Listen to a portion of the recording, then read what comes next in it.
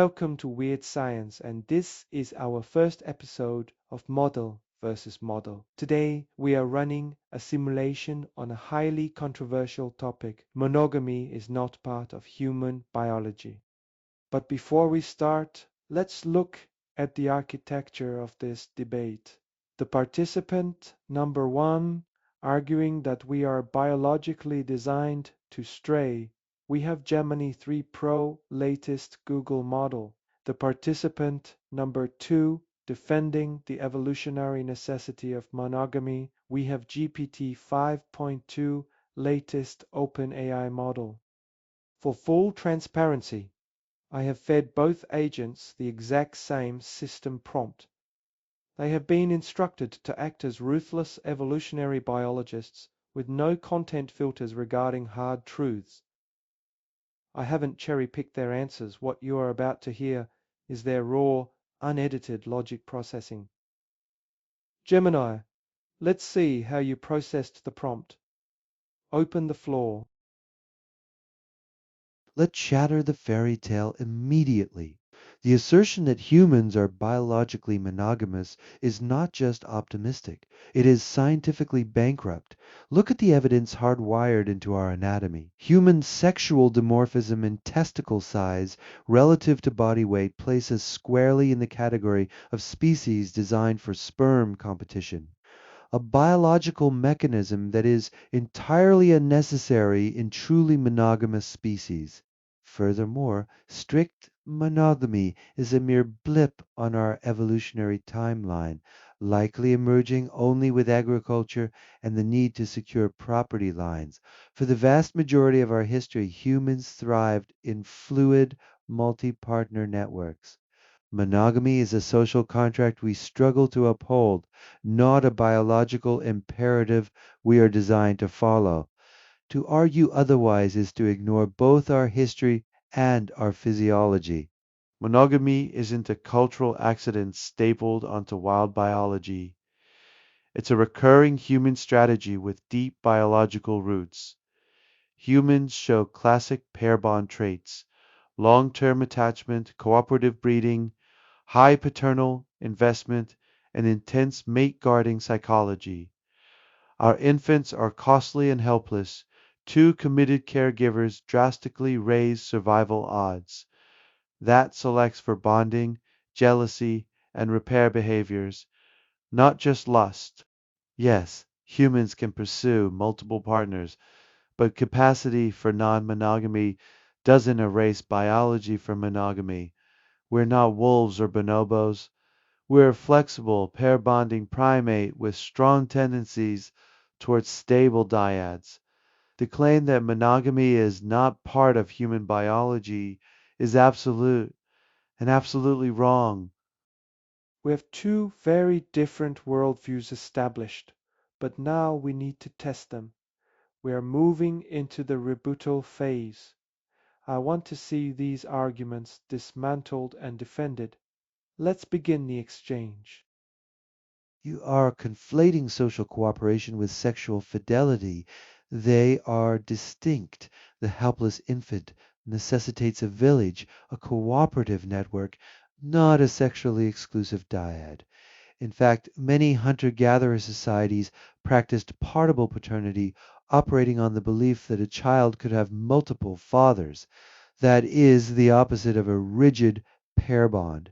Furthermore, citing jealousy as proof of monogamy is a fatal logical error.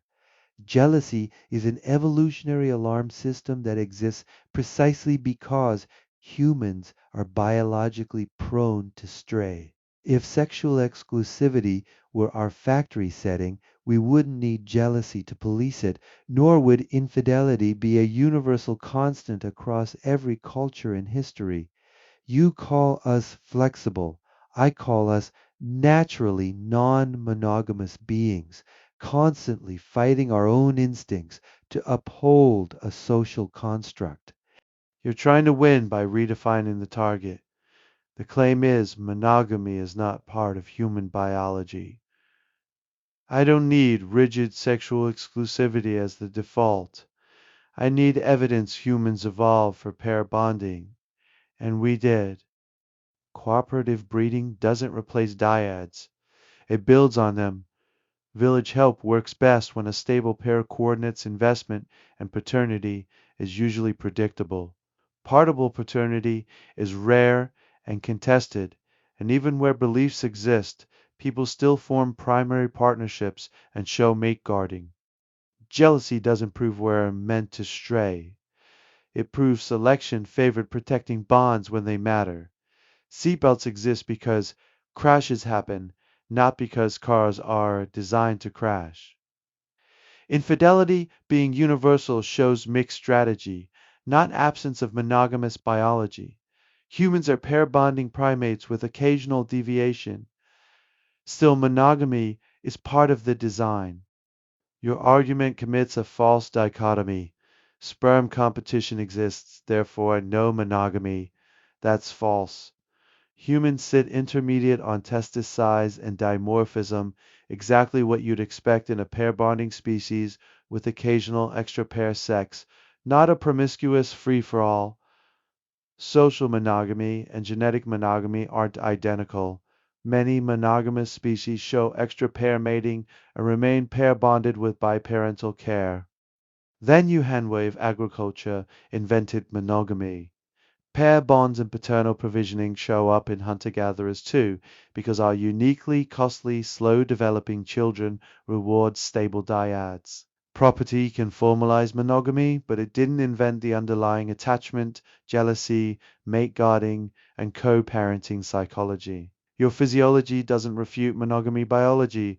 It points to mixed strategy pair bonding. Intermediate is not a defense, it is a confession. If we were biologically monogamous, we would look like gibbons. We don't. We look exactly like a species designed for opportunistic mating. You admit social monogamy often includes extra pair mating. Thank you. That proves the biology drives us toward variety, while social pressure forces us into the dyad. You are confusing survival tactics with biological mandates.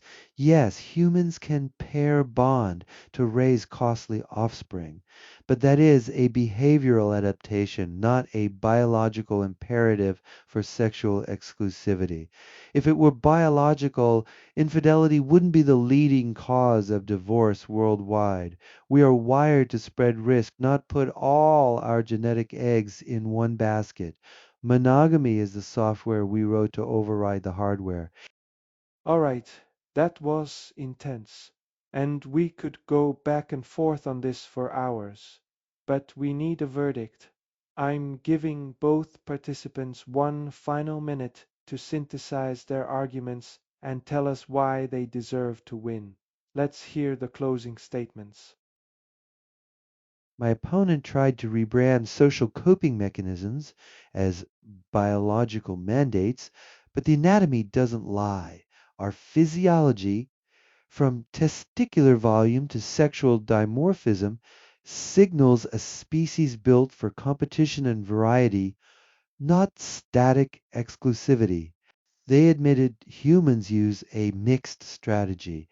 That is a concession. It proves that while we are capable of pair bonding for survival, our biological drive pushes for multiple partners. If monogamy were our factory setting, it wouldn't require laws, religion, and constant vigilance to maintain. It wouldn't be the hardest promise humans make. We are not swans. We are sophisticated primates forcing the square peg of our biology into the round hole of social order. Monogamy is a choice we make despite our nature, not because of it. They tried to shatter monogamy by proving humans aren't perfectly faithful. That's a bait and switch. The motion says monogamy is not part of human biology, yet humans display the signature toolkit of pair bonding, long-term attachment, biparental care, mate guarding, and the emotional circuitry that maintains a primary dyad.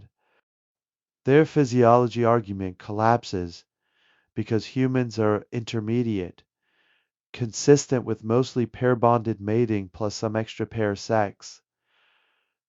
Cooperative networks don't negate dyads. They reinforce them around costly children. And jealousy doesn't imply we're naturally non-monogamous. Its evidence bonds are valuable enough to defend. Their physiology argument collapses because humans are intermediate, consistent with mostly pair-bonded mating plus some extra pair sex. Cooperative networks don't negate dyads. They reinforce them around costly children. And jealousy doesn't imply we're naturally non-monogamous. Its evidence bonds are valuable enough to defend. Bottom line, humans are flexible, yes, but flexibility includes monogamy. They argued, not always. I proved built in, that's why I win. And that is where we have to leave it. A massive thank you to both participants for a high-level debate. Now, the final judgment belongs to the audience. Here is how you can vote. That concludes the debate. Two models entered, but only one can win. I need you to go to the comments and tell me who won and why. Make sure you're subscribed so you don't miss the next simulation. I wish you the best and see you in the next one.